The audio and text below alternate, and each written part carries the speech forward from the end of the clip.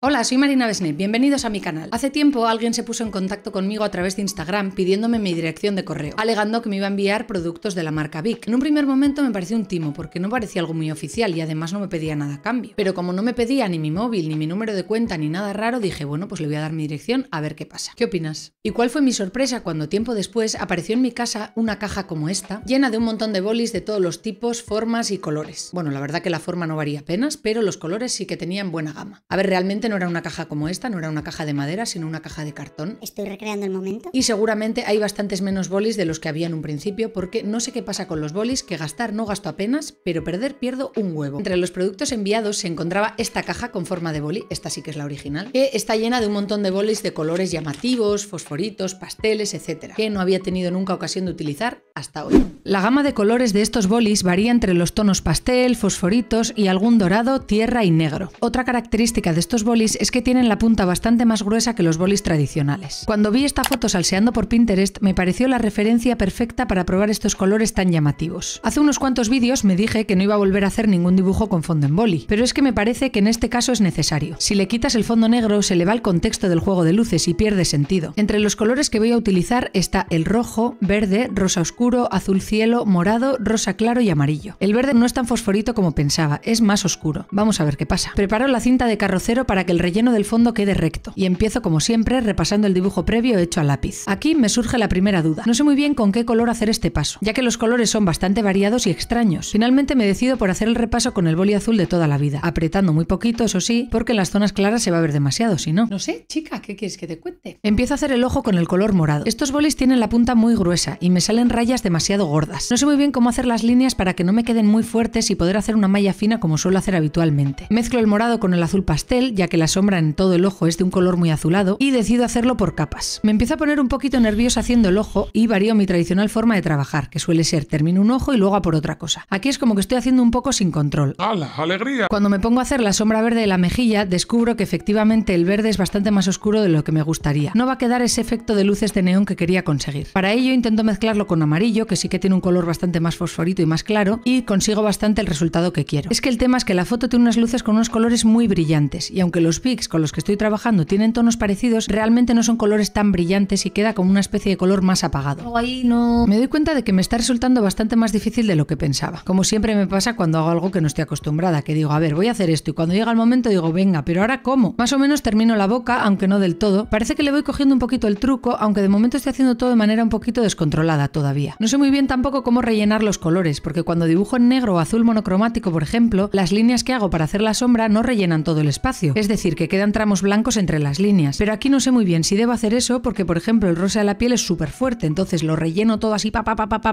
fuerte y luego ya le pongo otros tonos por encima, por ejemplo el morado. El encuentro entre el rosa y el azul morado del ojo es bastante brusco. De momento lo que voy a hacer es los rellenos de forma general y luego ya iré afinando el encuentro de colores para hacer efectos más difuminados. Por fin me atrevo a terminar el ojo, le meto bien de oscuridad y de negro en la zona de las pestañas, porque es una foto muy contrastada donde hay mucho negro. Este boli negro que venía en esta caja también es de punta gruesa, lo que hace que sea más difícil hacer líneas finas para el entramado de sombra. Utilizo el morado mezclado con el azul tradicional para las sombras de la mejilla. Sigo sin saber cómo hacer el relleno, si apretando a saco o haciéndolo como siempre. ¿En serio? Pero bueno, vamos a ver qué ocurre. Porque yo normalmente, en vez de rellenar a tope el color, lo que hago es hacer como una malla de líneas, siempre quedan espacios en blanco sin dibujar entre las líneas. Pero en este caso no sé muy bien si tengo que hacerlo así o todo a saco. Empiezo a hacer el segundo ojo y aquí ya me estoy empezando a sentir un poco más cómoda con estos bolis. ¿Qué era ahora, colega? Como te decía en un principio, el verde es demasiado oscuro para captar la luz verdosa tan brillante, así que lo mezclo con amarillo. De hecho, estoy haciendo al revés, la base la hago en amarillo y luego le meto un poquito de verde para oscurecer en ciertas zonas. Termino la zona de la mejilla, el encuentro del morado con el rosa y me quedo más o menos satisfecha. Los colores los aprieto mucho y hago unas líneas finas moradas sobre el rosa para crear un efecto de colores degradados. Como me parece que me está quedando un vídeo demasiado técnico, te voy a contar una historia para que nos vayamos conociendo un poquito más. Así es. El otro día una amiga me dijo que tenía que escribir todo lo que estaba sintiendo ahora que estoy en los comienzos de un proyecto como este. Para facilitarme las cosas, redacté una entrevista preciosa en la que me preguntaba cosas que me hicieron reflexionar un montón. Espero poder grabar esa entrevista algún día porque va a ser un recuerdo muy bonito para la posteridad. Me preguntaba, entre otras cosas, cómo y cuándo decidí intentar vivir del arte.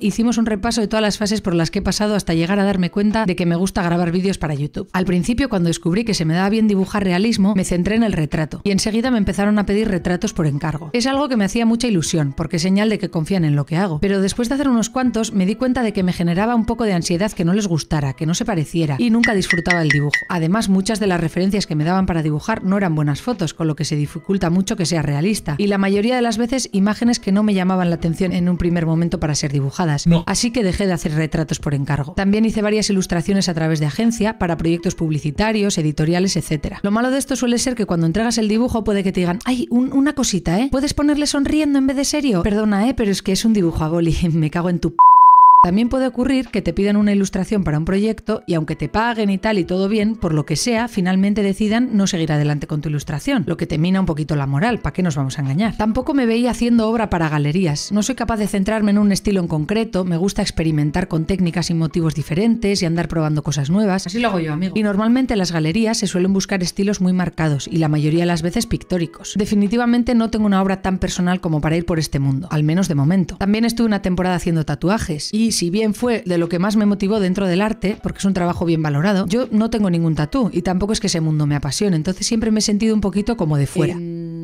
La idea de hacer un canal para YouTube se podría decir que fue como un momento eureka de esos que ocurren, ¿no? Que de repente se apareció ante mí la idea con una claridad imponente. Se me ocurrió que experimentar y hacer siempre cosas diferentes podría ser una ventaja en vez de una desventaja. Además, YouTube me permitía enseñar no solo la obra terminada, sino el propio proceso de creación, pero de una manera más personal que colgando 4 work in progress en Instagram. Otro de los puntos clave era que podía salir un vídeo muy bueno de una obra no tan buena, que el vídeo en sí también es un arte, y que incluso cuando una obra no te ha quedado suficientemente bien o no estás satisfecha con ella, puedes hacer un vídeo estupendo explicando por qué ha ocurrido esto o cómo te has sentido, etc. Pues ¿por qué no? Es muy importante para mí contar cosas relacionadas con la obra, tanto sobre la técnica como lo que siento mientras la ejecuto. Y también me gusta intentar que sea desde el humor y no tanto desde la seriedad que a veces tienen las obras de arte. Descubrí también que me gusta escribir y un guión es una manera genial de desarrollar el pensamiento. También está guay no tener que depender de una agencia o alguien que quiera un encargo o de una galería de arte. Obviamente tiene que haber alguien viendo al otro lado y para ello los vídeos tienen que ser de calidad.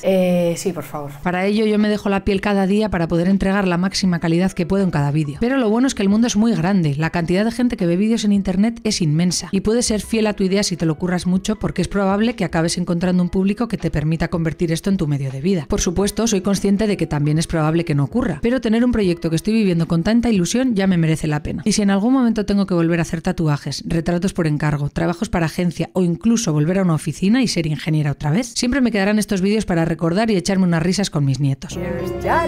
Suponiendo que todavía vean YouTube y no haya una IA inventándose pelis con su cara, que eso también, yo qué sé, de aquí a 50 años, pues, bueno, 50, no sé, espero no tardar tanto en ser abuela, ¿no? Bueno, no sé. Bueno, pues después de este momento storytelling vamos a volver con el dibujo, porque además ha llegado el momento que más me gusta, que es el pelo. Lo voy a hacer junto con el fondo en negro, ya que para que las luces tengan sentido necesitan un fondo negro. Se ve que la chica está en una oscuridad y tiene como varios focos de colores muy vistosos, entre ellos el rosa, el morado, azul, verde, y para ello es importante que tenga sentido con el fondo y el contexto.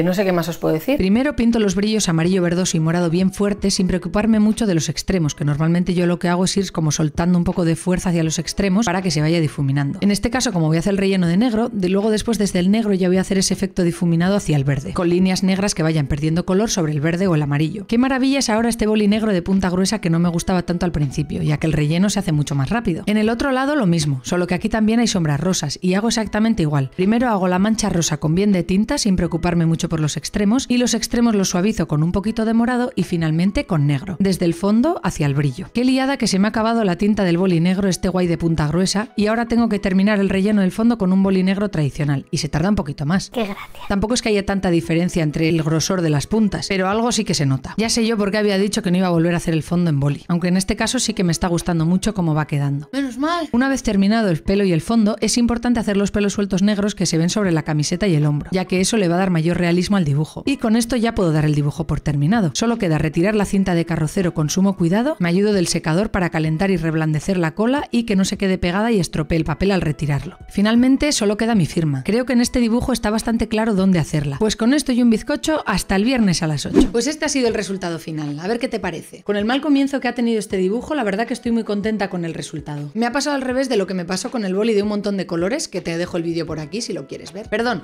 es aquí.